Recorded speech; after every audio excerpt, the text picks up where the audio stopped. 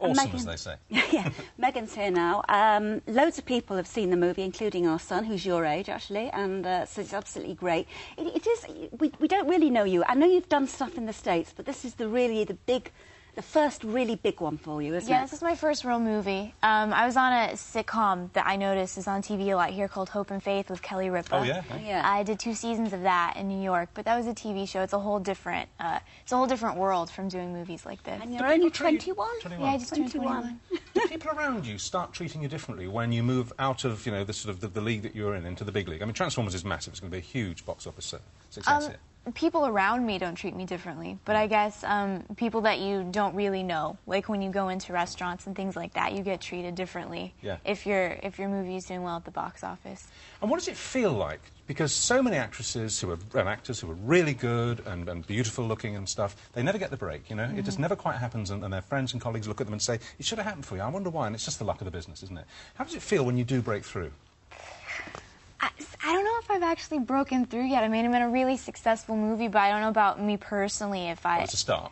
It's definitely a start, but I just don't feel like I've really achieved the career goals that I want to. But you're right about it being luck. It's all luck. I'm president of the Lucky Club. I've never really had to work too hard to get a job. I keep sort of stumbling upwards into these great positions, and I've just been so lucky. And there are so many people that are really hardworking and dedicated and beautiful and talented that never get the opportunity. So what happened? I mean, I know you were born in Tennessee, Memphis, weren't you?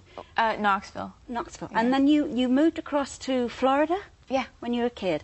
And when did you know that you wanted to? Because I know you were sort of training in dance and acting and everything. When did you really know that this was what you wanted to do? I was 3 and I saw The Wizard of Oz, and I became obsessed with Judy Garland. And I told my mom that year when I was 3 that I wanted to be an actress, and I had a Dorothy costume, and I was Dorothy, and everyone had to address me as Dorothy for an entire year. How worrying. Yeah. And then once when I was like 12, I thought for a second I wanted to be a lawyer, but I realized that I had just been watching a lot of Ally McBeal, and I still just wanted to be an actress. Right. So, and you do know various other characters. I mean, for example, Lindsay Lohan's permanently in the news over here. I'm sure she's over there. You've worked with her, I know. Do you kind of see it? Is it really very difficult being young, beautiful, and very famous in Hollywood?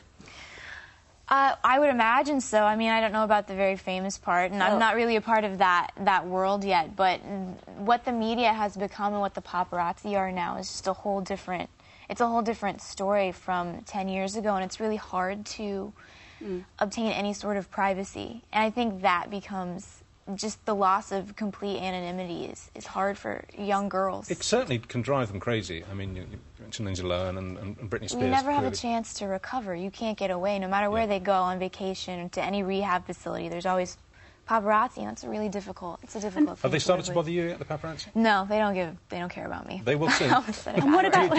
Do you have a strategy of how you're going to cope with it? I'm really boring. That's my strategy. I wear pajamas to like the coffee bean, and then I read books at home. So no one's going to want pictures of that. That's my strategy. Are you in a relationship? Do you go out with the same guy? Or yeah, I'm in a relationship, which I think makes it easier because we want to stay home anyway. Okay. And do you have a strong relationship with your family? I do, with my mom especially. Do you live with her? I don't. She lives in Florida, but... Right. And who do you get your looks from? Stunning face. I mean, Thank you. I look just like my mommy. Really? Yeah. And what does she do?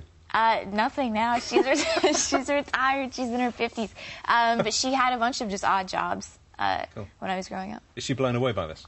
She's really proud of me, yeah. Yeah, bet she is. Let's see another clip from the film. This is where you're in the car with the unlikeliest-looking hero, Sam, who... this is the love interest. And it's a bit like Peter Parker, isn't it? And Lindsay Lohan, you know.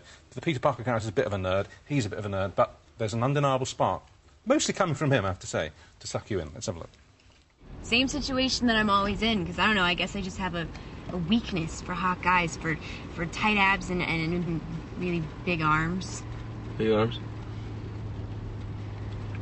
Well, there's a couple new additions in the car. Like, I just put in that light there.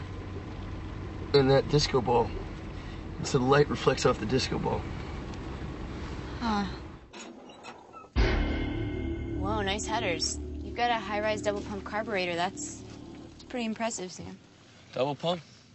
It squirts the fuel in so you can go faster. Oh. I like to go faster. It looks like your distributor cap's a little loose. Yeah? How'd you know that?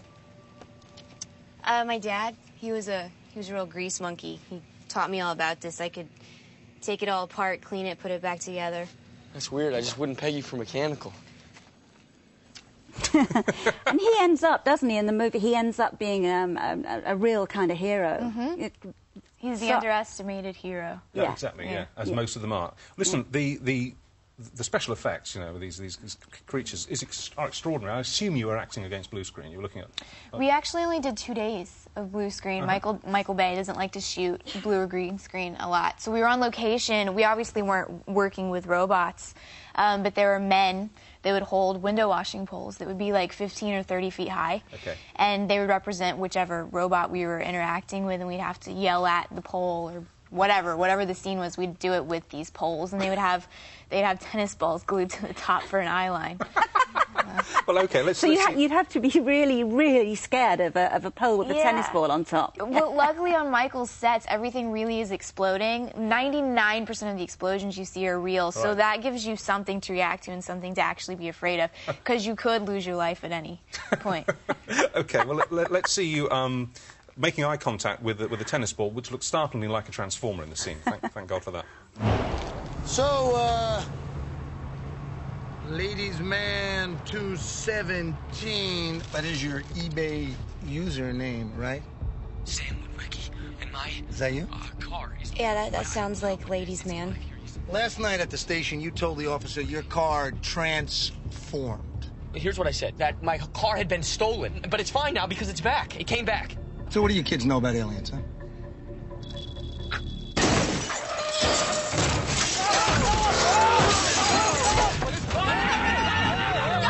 I can't see it. Shift your way towards the front.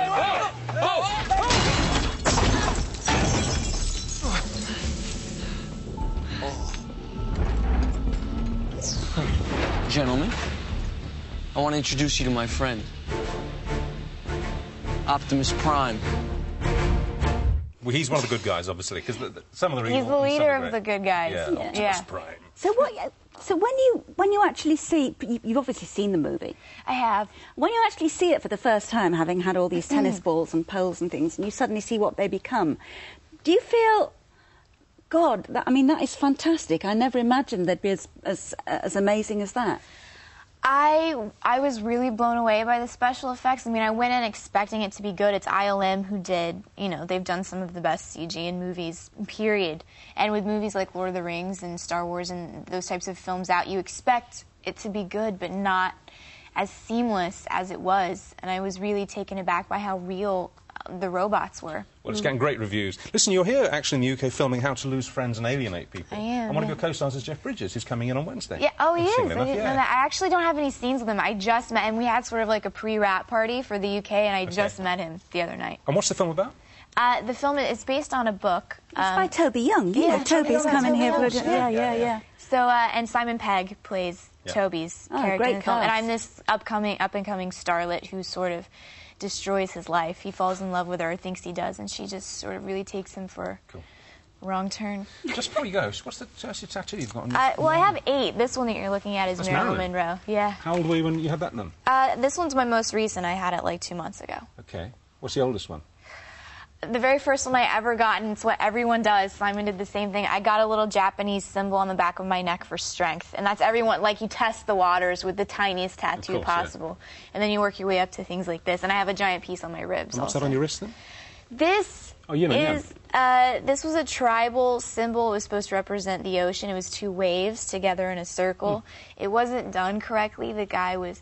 I don't know if I can say this. He was smoking weed. Yeah, you can say I can say that. And he didn't tattoo it correctly. he messed it up. So that one's probably going to go away. We won't name the celebrity in this country who had angels tattooed on her back, except the guy was also possibly doing something that he shouldn't have done. And he wrote it as Angles. Oh. Yeah. And it lives forever on her skin. It's there forever, misspelling forever. Hey, it's great to meet you. Nice to meet you. Nice to meet you. Good luck with it. Good luck in the future. Thank you. It's a great film. Congratulations. Okay.